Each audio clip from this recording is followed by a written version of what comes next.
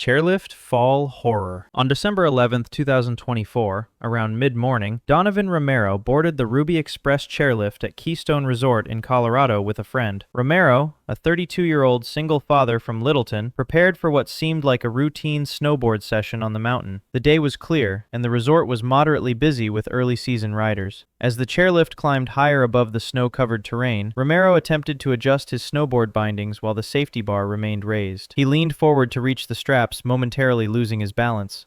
Witnesses on the ground and other riders in nearby chairs watched as Romero struggled to regain his position. He hung briefly from the armrest before his grip failed. Romero plummeted approximately 47 feet to the sparse snow below. The impact was devastating. Resort staff immediately initiated emergency protocols and called for medical assistance. Paramedics arrived quickly and airlifted Romero to St. Anthony Hospital in Lakewood, Colorado. He survived the initial fall, but suffered severe head and internal injuries that required intensive care. For months, Romero remained in critical condition as doctors worked to save his life. Despite their efforts, he succumbed to his injuries on May 2, 2025. The Colorado Passenger Tramway Safety Board conducted a thorough investigation and found no mechanical malfunction with the chairlift. Romero's death sparked renewed debate over mandatory safety bar use at ski resorts across the country. Deadly tower impact. On February 12, 2024, around late morning, Joel Andrade arrived at Mountain High Resort in California with his friend Sebastian Gonzalez. Andrade, a 41-year-old father from Corona, was an experienced snowboarder who had visited the resort many times before. The two friends planned to spend the day riding together, enjoying the fresh powder conditions. Andrade separated from Gonzalez to attempt a challenging run down one of the steeper slopes. He picked up speed rapidly as he descended, carving turns through the snow. Without warning, Andrade lost control of his board. His body hurtled directly toward a massive metal lift tower that supported the chairlift cables overhead. The impact occurred at tremendous speed. Andrade struck the tower with catastrophic force, suffering immediate and fatal trauma. Gonzalez, who had been riding a parallel run, witnessed the collision and immediately called for help. Ski patrol arrived within minutes,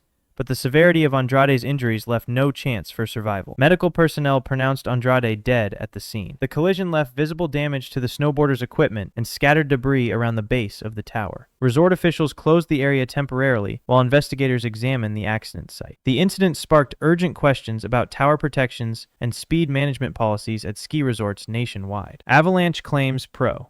On December 23, 2024, around early afternoon, Swiss professional snowboarder Sophie Hediger ventured onto the slopes of Arosa Lenzerheide in Gießen, Switzerland. Hediger, 26 years old, was a rising star in the snowboarding world with multiple competition victories to her name. She rode with a companion, both familiar with the mountain's terrain and dangers. The pair made the fateful decision to leave the designated skiing area and enter a closed black slope. Mountain officials had restricted access to the area due to unstable snow conditions and elevated avalanche risk. Despite their experience and knowledge, Hediger and her companion proceeded into the dangerous zone. A powerful avalanche suddenly swept down the mountainside, catching both riders in its path. The massive wall of snow engulfed Hediger completely, burying her under several feet of dense powder and ice. Her companion managed to avoid the worst of the slide and immediately contacted rescue services. Multiple rescue teams responded, including avalanche search dog experts and alpine police units. Searchers worked frantically to locate Hediger in the debris field. They found her buried beneath the snow, but revival attempts failed. Medical personnel pronounced her dead at the scene. Hediger's death made international headlines and devastated the professional snowboarding community. Her loss prompted new avalanche safety campaigns targeting even experienced professionals. Christmas Eve collision. On December 24, 2010, around late afternoon, Craig Shirley spent Christmas Eve snowboarding at Hogadon Ski Area in Wyoming. Shirley, a 23-year-old college student, chose to ride one of the mountain's most challenging black diamond trails. The temperature had dropped throughout the day, turning much of the snow to hard-packed ice. Kelly Johnson and her 5-year-old daughter Elsie had stopped partway down the same trail. Kelly knelt in the snow, helping Elsie adjust her ski equipment. The mother and daughter were stationary on the edge of the run, clearly visible to anyone descending from above. Shirley came down the steep trail at high speed, his board chattering across the icy surface. He appeared to have difficulty controlling his descent on the treacherous conditions. Without slowing or calling out a warning, Shirley collided with Kelly and Elsie at tremendous velocity. The impact threw all three people violently across the hard snow. Other skiers and snowboarders immediately called for help. Emergency responders transported all three victims to Wyoming Medical Center. Medical staff worked desperately to save them, but the injuries proved too severe. Shirley and young Elsie were both pronounced dead. Kelly survived in stable condition despite serious trauma. The tragedy reignited intense debate over trail etiquette speed control, and enhanced safety measures at ski areas. Olympic hopefuls fall. On March 12, 2006, around early morning, Swedish Olympic snowboarder Jonathan Johansson arrived at Whiteface Mountain in New York for a critical training session. Johansson, 26 years old, was preparing for an upcoming World Cup competition that would determine his international standing. The mountain conditions appeared ideal for practicing the aerial maneuvers required in elite competition. Quick note before we continue. If you're finding this interesting, I upload content like this often. Consider subscribing. Johansson approached one of the mountain's larger jumps, building speed through his approach. He launched into the air, rotating through a complex trick sequence. Midway through the maneuver, something went wrong. His body position shifted unexpectedly, throwing off his balance and rotation. Johansson came down at a dangerous angle, unable to correct his position before impact. His body struck the landing with tremendous force, the awkward angle multiplying the trauma of the collision. Mountain personnel who had been monitoring the training session rushed to his side immediately and called for additional medical support. Emergency responders transported Johansson to Adirondack Medical Center in Lake Placid, New York. Doctors and nurses worked to stabilize him, but his injuries overwhelmed their efforts. Johansson succumbed to the trauma shortly after arrival at the hospital. His death led to increased scrutiny of course safety standards for elite snowboarding competitions around the world. Legend lost forever. On January 20th, 2003, around early afternoon, legendary professional snowboarder Craig Kelly led a backcountry tour group near Revelstoke, British Columbia, Canada. Kelly, 36 years old, was widely considered one of the greatest snowboarders in history, with countless competition victories and revolutionary contributions to the sport. He had transitioned from competitive riding to guiding backcountry expeditions, sharing his passion with others. Kelly's group included several experienced skiers who trusted his expertise in evaluating mountain conditions. They ventured into remote terrain, seeking untouched powder far from marked trails and ski patrols. The group moved carefully through the pristine wilderness, aware of potential avalanche dangers, but confident in their assessment. Without warning, a massive avalanche broke loose above them. The wall of snow swept down the mountainside with devastating power, catching multiple members of the group. 3 skiers managed to escape the slide's path and immediately worked to rescue one buried companion. Kelly and 6 others remained trapped beneath tons of snow and ice. Rescue teams arrived as quickly as possible given the remote location. Searchers dug frantically through the avalanche debris, eventually locating all the buried victims. Medical personnel attempted to revive Kelly, but he had been buried too long. They pronounced him dead at the scene. Kelly's death became a cautionary tale about experienced riders underestimating avalanche risks in backcountry terrain. Trudeau family tragedy. On November 13, 1998,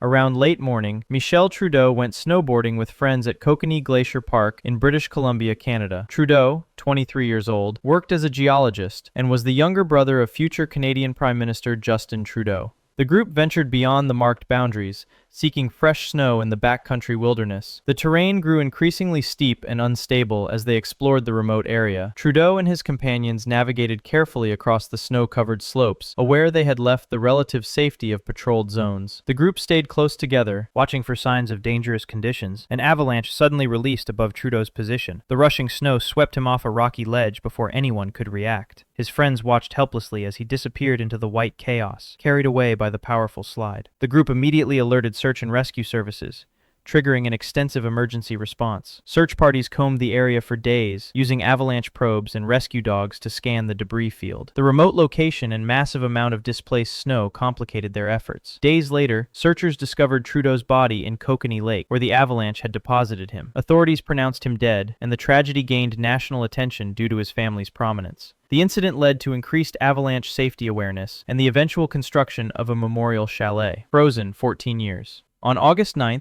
1989, around late morning, Duncan McPherson arrived at Stubai Glacier in Austria for a solo snowboarding session. McPherson, 23 years old, was a Canadian hockey player who had recently taken up snowboarding. He rented equipment from the glacier's facility and headed out alone onto the snowy slopes. McPherson never returned from his ride that day. When he failed to check out of his accommodation, concerned parties contacted local authorities. Search teams combed the glacier, looking for any sign of the missing Canadian. Despite extensive efforts, searchers found no trace of McPherson. Days turned to weeks, then months, with no breakthrough in the case. The mystery deepened as years passed without answers. McPherson's family refused to give up hope, continuing to press Austrian authorities for renewed search efforts. 14 years after his disappearance, glacier workers made a startling discovery. The ice had slowly shifted and melted over time, eventually revealing McPherson's body, remarkably well preserved by the frozen conditions. Investigators examined the remains and the surrounding evidence. Their analysis revealed systemic safety lapses at the glacier facility, facility, and problems with the rental equipment McPherson had used. The delayed discovery prevented definitive conclusions about exactly what had caused his death. The case led to improved rental gear standards and increased safety awareness at glacier skiing facilities throughout Europe. Training turns fatal. On September 19, 2004, around late morning, Norwegian professional snowboarder Line Ostvold trained at Valle Nevado near Santiago, Chile.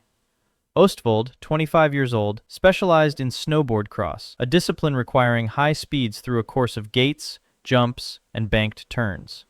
She had traveled to South America to take advantage of winter conditions, while Europe experienced summer. Ostvold worked through training runs on the challenging course, pushing her speed and technique in preparation for upcoming competition. She wore a helmet and proper safety equipment, following all recommended protocols for professional training. Other athletes and coaches observed from various points along the run, monitoring technique and conditions.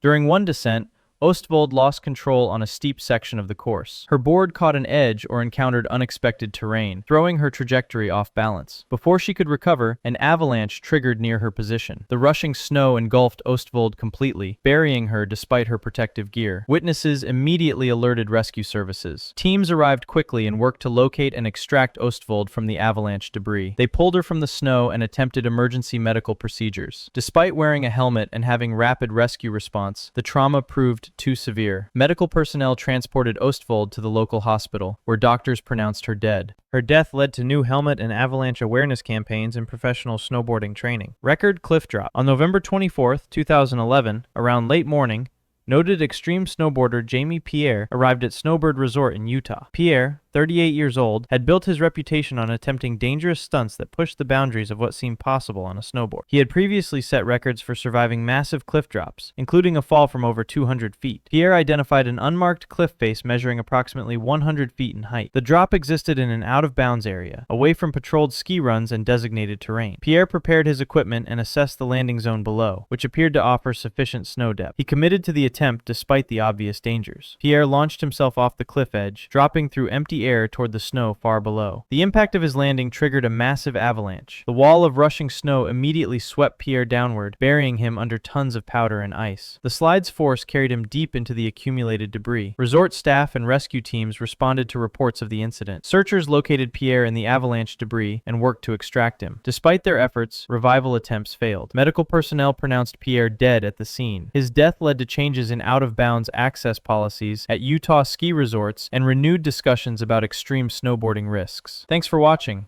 If you want more content like this, subscribing would really help. See you next time.